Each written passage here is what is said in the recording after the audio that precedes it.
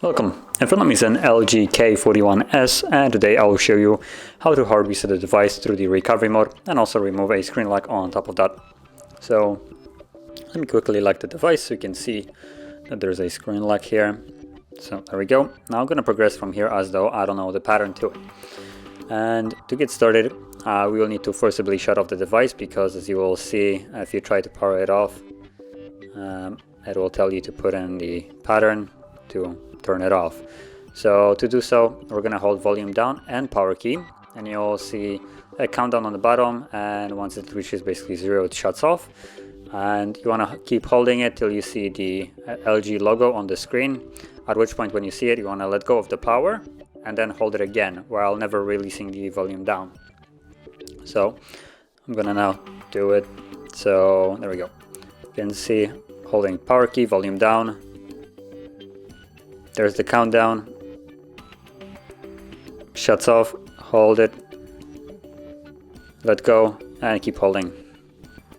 And we're now in the option to factory reset the device.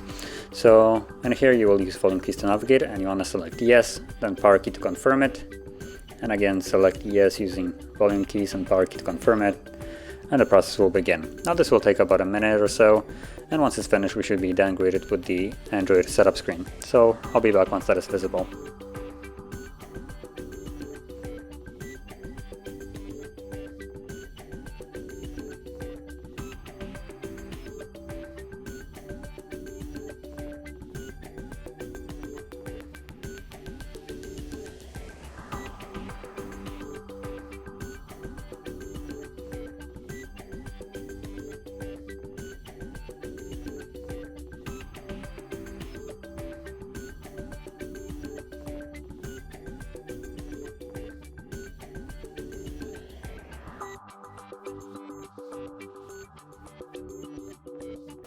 And as you can see, the process is now finished, and you can now set up your device as however you like.